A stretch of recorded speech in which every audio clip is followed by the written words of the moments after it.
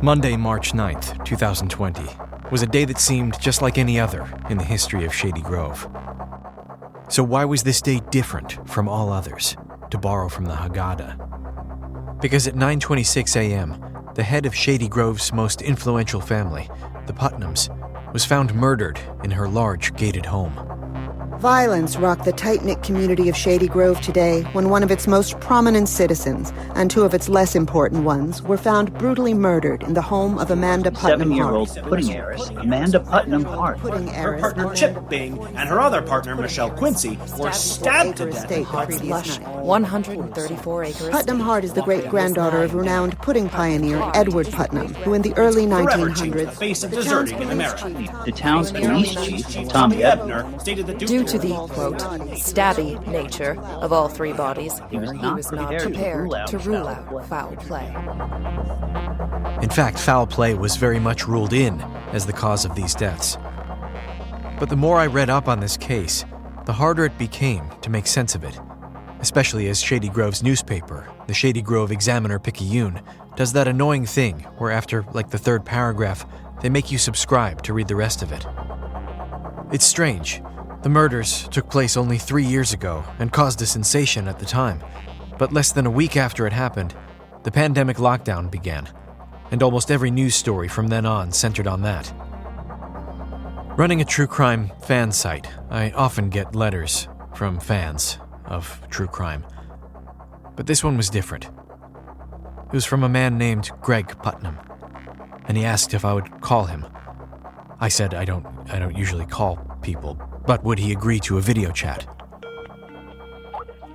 Hello, is this... Hi. Oh, hi. Greg, can you hear me? Yeah, I can hear. I can't see you. No, I can see you just fine, and I can hear you. No, but I Can can't you see. hear I don't me? know. I've never done that. I can hear you. Okay. Yeah. Okay, can you hear me? But I don't know. Yeah, I can okay. hear you. I don't know how Yes. to do this. Well, if you just... where's your screen? It was my what? Screen. My what? You're at a computer, yeah? Yeah. So there's a screen right in front of you. Yeah. And yeah. Yeah, Yeah. And that's right. Camera. Yep, the camera's right there. I got it. With me. Here I am. Okay. And we can have a conversation. All right. Okay. So why don't you tell me a little bit about why you got in touch with me? Greg went on to describe, in not great detail, what he believed was a brutal murder. Yeah. So that's kind of how I see it. What? The murder. There was a murder. That's that's all I. Yeah. So Mr. Putnam. Palmer is What? my name. Ed Palmer, not Greg. Putnam. What was it? Putnam. Putnam. Putner. You know, honestly, I just I came across your site. I went down the rabbit hole a little bit, and something came up about true crimes, and found your name, and just trying to fill a Sunday. All right. Well, you have a nice day. All right. Bye-bye.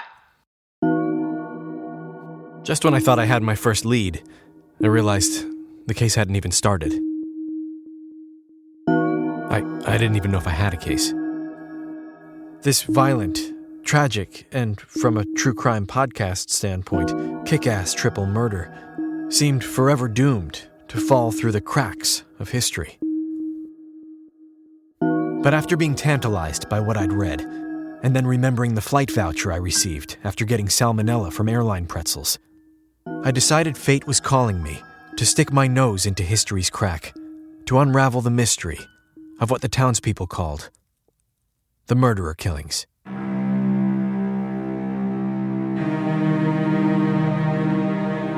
I'm Charles Incarica, and this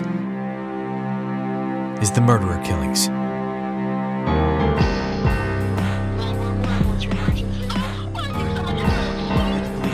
Not to be rude, all of this suggests the killer had their trust and access to their home. And more crucially, it seems probable that the killer had access to a knife. Because I trusted Alex. It's down like dictators for 100 years, but the Hart family.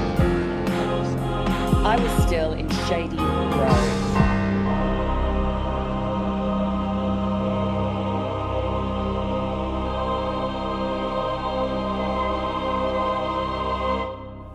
After the initial report hit, someone posted it on Twitter, and that's when the vulture started to descend. That's Taylor Brannigan. She was Shady Grove's deputy sheriff in 2020. A whole flock of reporters and TV crews started just swarming into town. Here's the 911 call from March 9th, 2020. Now, I feel I need to give a warning here before we play this. It's tough to listen to. The caller's vocal fry is off the charts.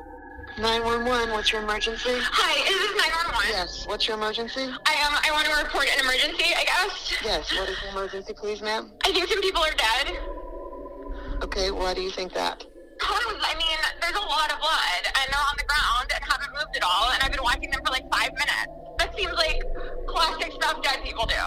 It's pretty gross, to be honest. You watched them for 5 minutes? I didn't want to call you unless I knew it was an emergency. Ma'am, how many bodies? 3. I'm their dog walker, so I rang the doorbell, and they didn't respond. I looked through the window, and yep, pretty dead, I think. Although... What? If they're really dead, and I'd be shocked if they weren't. It's not, like, technically an emergency anymore, I guess, so... Where are you, ma'am? It's the, Putnam Place, 1 Tapioca Lane, Shady Grove. Okay, we're sending someone to you right now. Cool. Can you just hang tight until... Oh, fuck! Oh, I think someone just moved. Holy fuck! Okay, then I need you to go and get inside... my bad. I moved, and so it looked for a second like they did, but no, sorry. Can you get inside the house, ma'am? Yeah? I need you to go inside and see if anyone's breathing. Yeah, I'm good, thanks. What the... Ma'am, what do you mean you're good? Ma'am, you need to go and check to see... It's super fucking fucked up looking in there. I'm cool where I am. Look, the police and EMTs are racing to you right now, and I just... Tell them to chill. I mean, they'll still be dead whenever they show. Self-described dog walker, spiritual seeker, and full-time social justice warrior, Elisa McKenzie, 24, had been walking Putnam's dogs for only a few weeks when she happened upon that grisly sight. She spoke with me on the condition of what she termed non-anonymity, which basically means I agreed to promote her Etsy site, in which she sells a range of hoodies with slogans promoting peace and/or her Twilight fan fiction. The link is in the show notes. How well had you gotten to know Amanda Putnam Hart in the time you worked for her? In terms of, like, words? Yeah, any way you'd like to measure it. Well, we spoke for a bit at the interview. What were your first impressions of her? I was impressed by her single-mindedness. When she had an idea, she wouldn't quit until she got the answer she needed. And that was a way she inspired me to be better, too. Could you give an example? In the case of the interview, she was, like, super focused on if I knew anyone who could get her some Molly on the regular. And even though I didn't, I knew a guy who I was pretty sure might know a guy, and it turns out he did. And since she said if I could hook her up, I could have the job, it really lit a fire under me. Wow. Was there anything suspicious or troubling that you noticed in that house or from Amanda? Like what? Did she seem worried or distracted? Well, sometimes, like when she didn't have any Molly on her. Right. Any other times? Well, we didn't talk a super lot. She and Chip and Michelle had a lot of sex when I was there, which was also inspiring. How so? Well, just the fact that they hadn't gotten into that normal rut that throuples can fall into. Yeah. Did she ever talk about her ex-husband? Not that I remember, although he talked about her a lot. You spoke to William Hart? Well, yeah, he was sitting in his car down the street from her house every day. I walked right by him when I walked the dog, so it would have been rude if I hadn't. What did you two talk about? Just general stuff, like the dogs, or like why I think college is just conformist bullshit, or like what times I thought Amanda and Chip and Michelle were most likely to be home alone. Chit-chat, you know. Did you tell the police about this? It didn't really come up.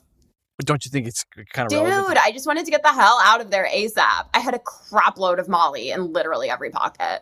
Did the police ask? Okay, not to be rude, but I've got a thing in a few, and you didn't ask any of the questions we agreed to.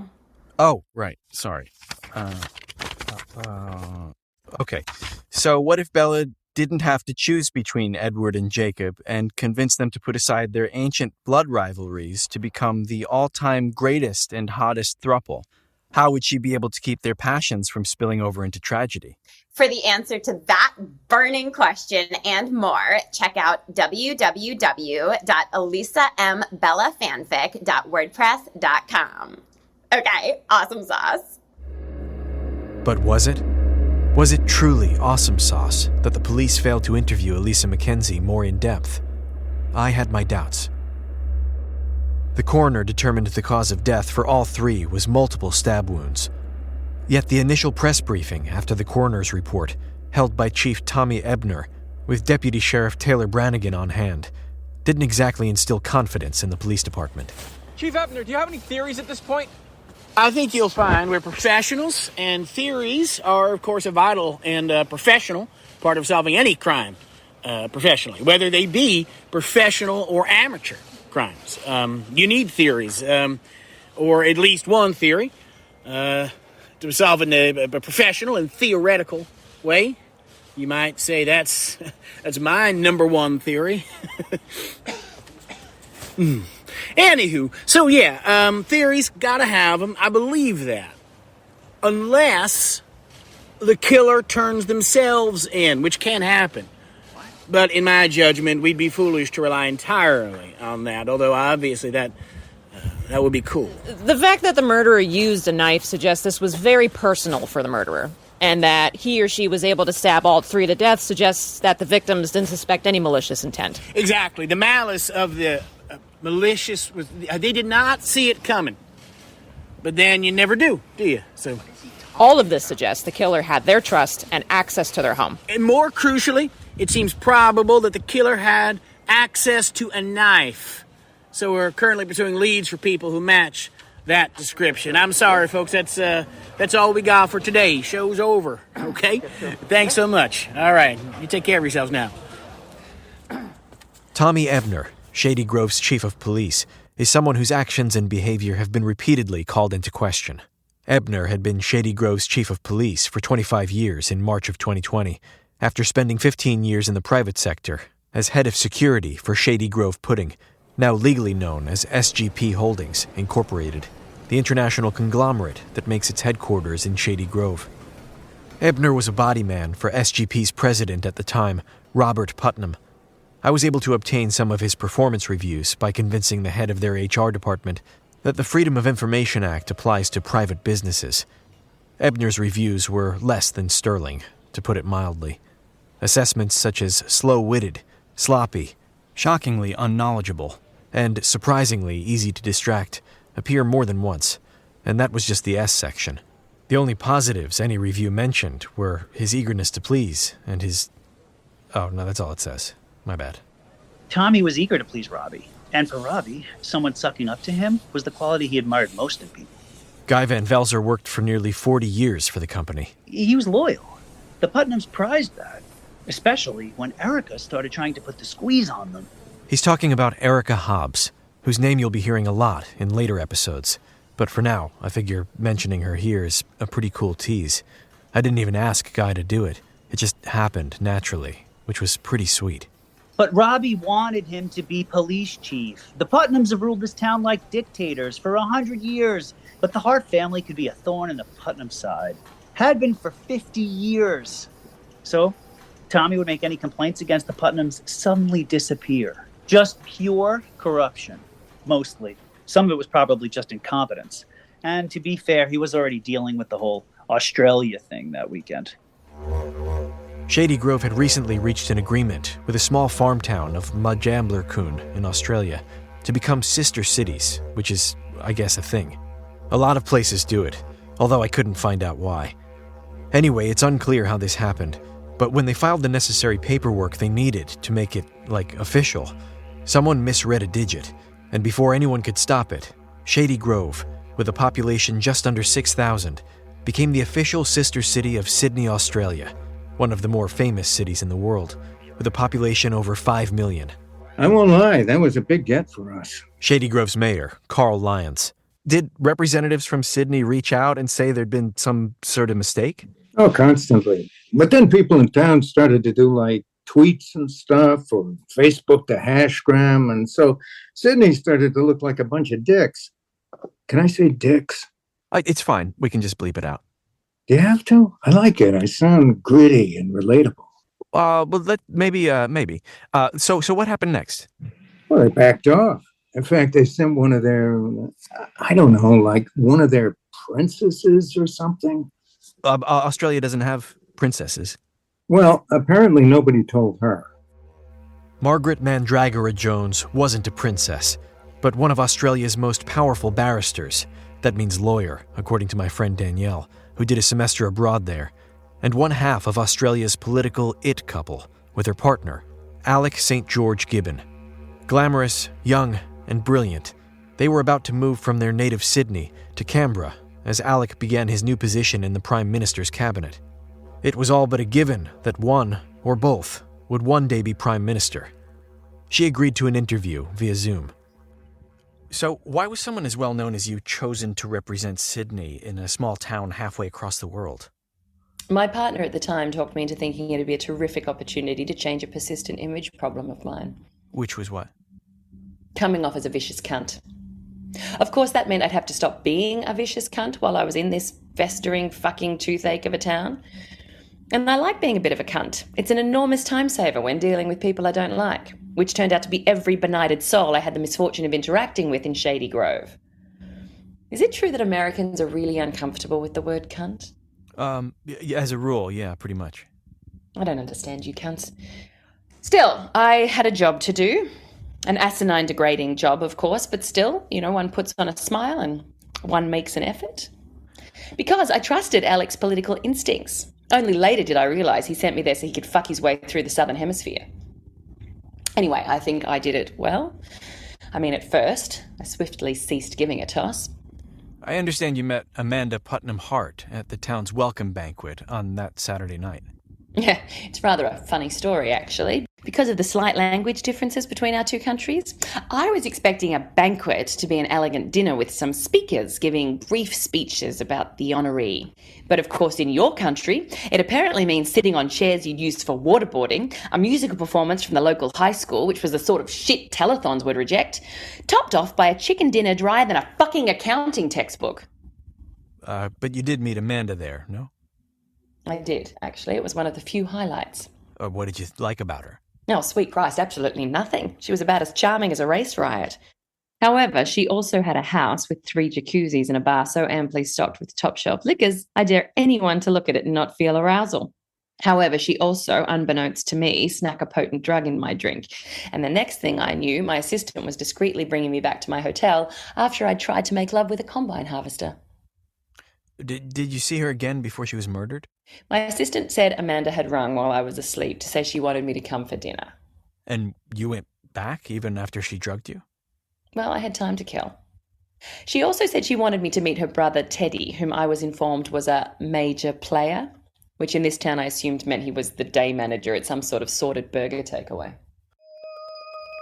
This is one of the moments in the investigation which is maddeningly unclear. Teddy and Margaret hit it off, according to the journal kept by Chip Bing, one of the 2 lovers Amanda had taken after her recent separation from William Hart, to whom she was still legally married. But Bing's reference to them is only a sentence long, with the rest of that evening's entry dedicated in equal parts to misquoting Taylor Swift lyrics and writing his name out in different styles.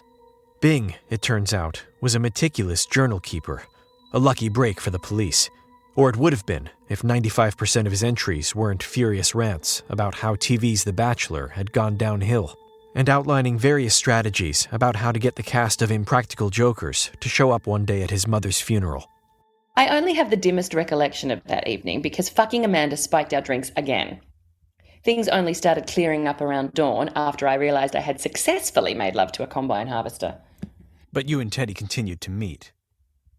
Well, my attorney has advised me not to comment on that. Ah, I see. On the other hand, she's a useless twat, so yes, Teddy and I met a few more times during the next week or so. But back then, nothing happened of interest. Literally. Listening to him was like listening to anaesthesia talk. Thick as a fucking glacier with a thyroid condition. Clearly, Amanda was running the show over at SGP. Okay, so tell me about March 9th. Right, well, I was getting ready to depart when my assistant told me about the murder at Amanda's house, which was a shock. But also, it was America, so to be frank, I was surprised this was the first time people had been murdered in town that weekend. I was all set to leave when my assistant came into my room. The following is the exchange as secretly recorded by Margaret's assistant, who had been gathering material to write a book about her boss, eventually titled The Young Woman and the C Word. Margaret? Maggie? What did you just call me? I was trying to get What you... have I told you about nicknames? They're strictly for colorful gangsters and/or erogenous zones. And do I, apart from my breasts Lady Di and Dr. Oliver P. Breckenridge OBE respectively, fall under either of those categories? No, ma'am. But the police are here to see you. Dear Lord, Michelle, that's a dreadful nickname for your breasts. No, I mean the actual police. They're waiting outside. Oh, Christ, this town. Don't they have anything else to do? Like voting against their own interests or grooming sheep? And to clarify, I do mean grooming in the sexual sense. Bring those fucking didgeridoos you packed. We ran out. Oh, thank fuck almighty. They're disrespectful to Aboriginal peoples, and worse, cumbersome as fuck. I'm the one who carries them. And you stand next to me, don't you? Margaret was about to hear news she was not prepared for. The following section is edited from 2 separate interviews I had with Brannigan and Mandragora Jones. I've edited them together in a way that should sound conversational, and hopefully get me nominated for a True Crime Podcast Editing Award, assuming there is such a thing. And I think it's a safe bet there is. Tommy told her he considered her a person of interest. Which, of course, I thought, well, obviously. So I thanked him for the compliment and asked if he wanted a selfie with me. He panicked and said yes, but then I stepped in to explain what a person of interest means in that context, and because we considered her a potential suspect, she couldn't leave town. Oh, how did she react? She tried to be stoic, but I could tell she wasn't very happy. I smashed a glass lamp and threatened to swallow the shards if they made me stay one more minute in that fetid patch of hopelessness they called home. That's when Michelle calmed me down, brought me back to my room and told me I should have a lie down whilst she rang the Australian Embassy immediately. That was the last time I ever saw Michelle, until she turned up in the news the next month as my partner's new girlfriend. Well, where were you when you saw that? You know exactly where I bloody was. I know, but if you say it, I think it'd be a cool soundbite. Oh, it would. Yeah, fair play to you. I was still in Shady fucking Grove. That's right, because they kept her in town those extra days. By the time they let her leave, the country and the world had gone into the pandemic lockdown. Now I'm talking again with Taylor, through the miracle of editing and talking. I didn't think that she was a person of interest. The problem was that when Chief Ebner Googled Australia in preparation for Miss Mandragora Jones's arrival, he... This is a clip from an interview Chief Ebner gave to a local TV station when he interrupted the initial interview the reporter was taping with a 15-year-old girl who created an organization for local teens to run errands for senior citizens. So when did you get the idea to create this group with your friends?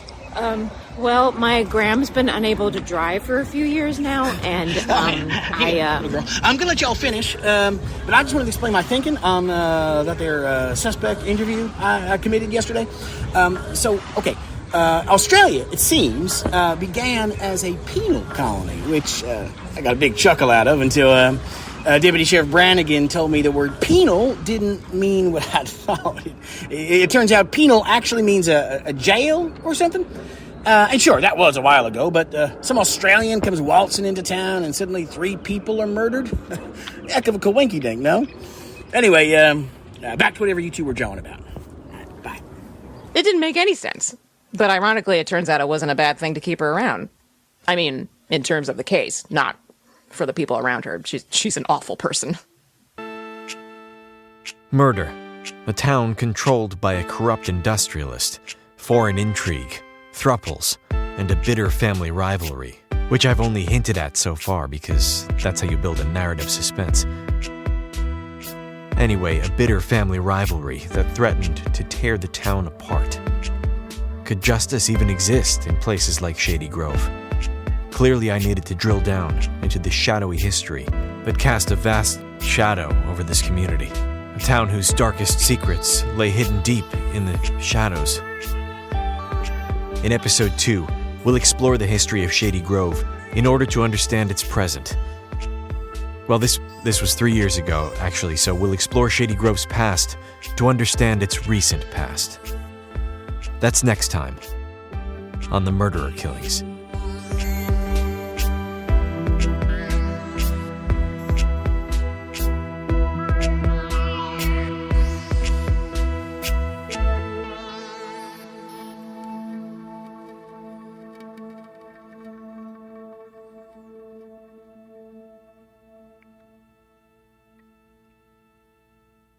Oh, is this still, hello, test, oh, damn it.